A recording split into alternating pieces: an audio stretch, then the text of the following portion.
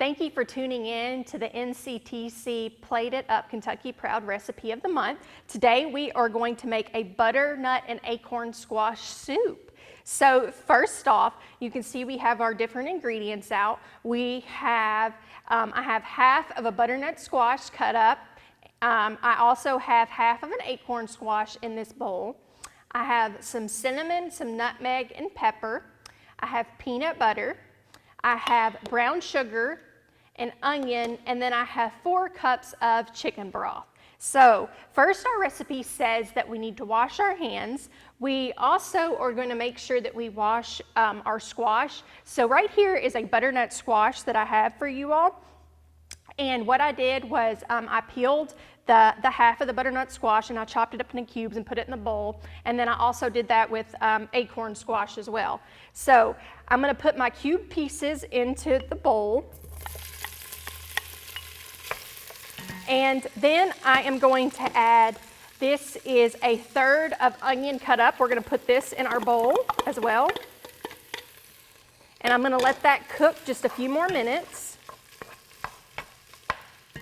And when the onion becomes translucent, then I will add our chicken broth to this recipe, and then we'll let it cook a little bit longer.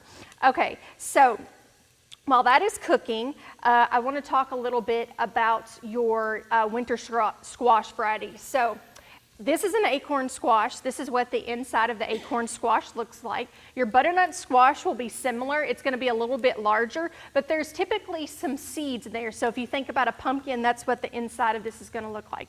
You will want to take a spoon and make sure that you get all of your seeds out of the butternut squash. And then it's very easy to peel. I haven't peeled this one because I wanted you all to be able to see what the outside of this acorn squash looked like. It's got beautiful green and orange on them. Sometimes the acorn squash in your farmer's market or at your grocery store, they might have a little bit of yellow coloring instead of orange. That's okay too. That's just how that they were grown. Now that our recipe is cooked a little bit, we're going to add 4 cups of chicken broth into our recipe. And we are going to let this cook for about 5 minutes. You want to turn your heat up on the high. So what we're trying to do right now is get our squash to a high temperature so that it softens, because once our squash gets softened, then we are going to add it into our blender and we're going to make a puree so that we can turn this into a soup.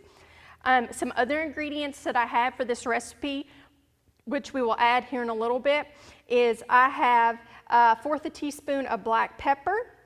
I have a 1/2 teaspoon of nutmeg and cinnamon, and that's going to go in our recipe. I also have 3 tablespoons of peanut butter, and we will incorporate all those ingredients after we've blended it. We'll put all those ingredients in there, and then we'll have a lovely butternut squash. We are going to take just a break, and we are going to come back and show you the rest of our soup recipe. So we have now cooked our soup for 5 minutes, and we have this butternut and acorn squash nice and cooked and soft. So our next step is we are going to put it into our blender. You can use a blender, a food processor, whatever kind of device that you have on hand. One thing that you do want to make sure is that your soup has cooled down a little bit, though. We don't want you to get burnt or anything. So I've let my soup cool down just a little bit. And now I am going to add it into the blender. You'll also want to keep your same pot, because after we blend our soup, we are going to put it back into our stock pot.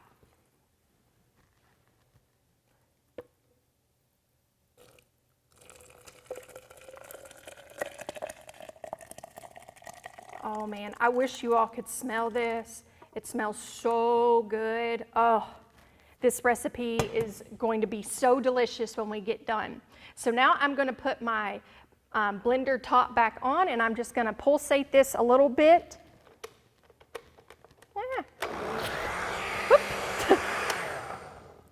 And sometimes things like that happen.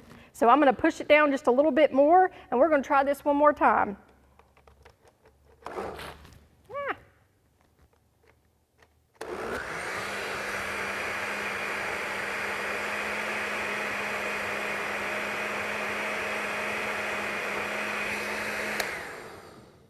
Okay, so we made a little bit of a mess, but that's okay.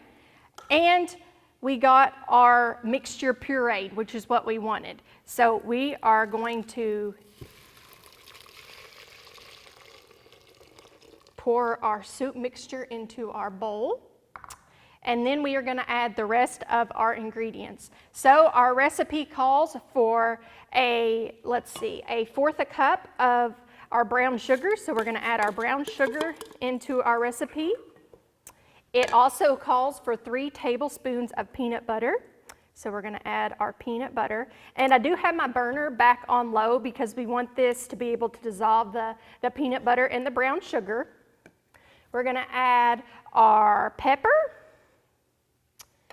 We are going to add our cinnamon and our nutmeg. And then I'm going to gently stir this. And we're going to let this cook for a few more minutes. So while I'm stirring and this recipe is cooking, I want to talk a little bit about your winter squash variety. So your winter squash is acorn and butternut squash, which we featured in this recipe. Also, pumpkin and spaghetti squash or other varieties. These varieties are very versatile in how you can cook them. So for instance, today we are making a soup, but another way that you can cook this type of variety is just like I have it right now. So you can cut your butternut squash or your acorn squash in half. You could put it on a baking sheet and drizzle it with some olive oil on the inside. Typically these need about 30 to 35 minutes to cook if you choose to cook them in the oven. And then you could bring them out and you would be able to scoop the insides out. And so you could make like a mashed potato type consistency, or you could apply it to a casserole or a soup. These are also great because they could be sweet or savory. So when you use cinnamon and nutmeg and clove, some of those have antioxidants and those make really good natural sweeteners so that you don't have to add extra sugar to a recipe.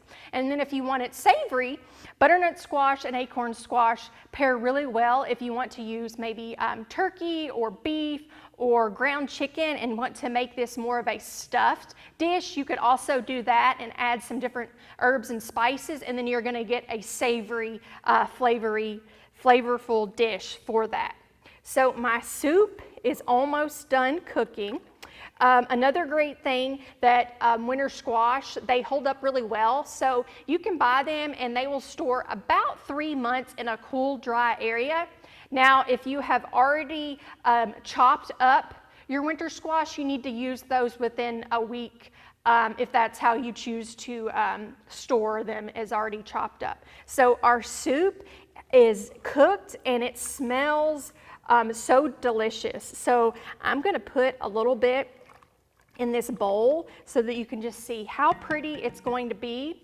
And while I'm doing that, you can contact Barry at NCTC. He would be more than happy to get you this recipe. You can also go online and look up Plated Up Kentucky Proud for acorn and butternut squash soup or other different recipes for how to use different winter squash variety. You can also contact any local extension office in Kentucky and they would be more than happy to get you this recipe.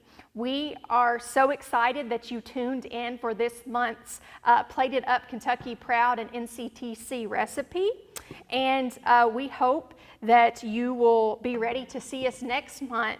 And next month we are going to have a real treat for you with what we are cooking next.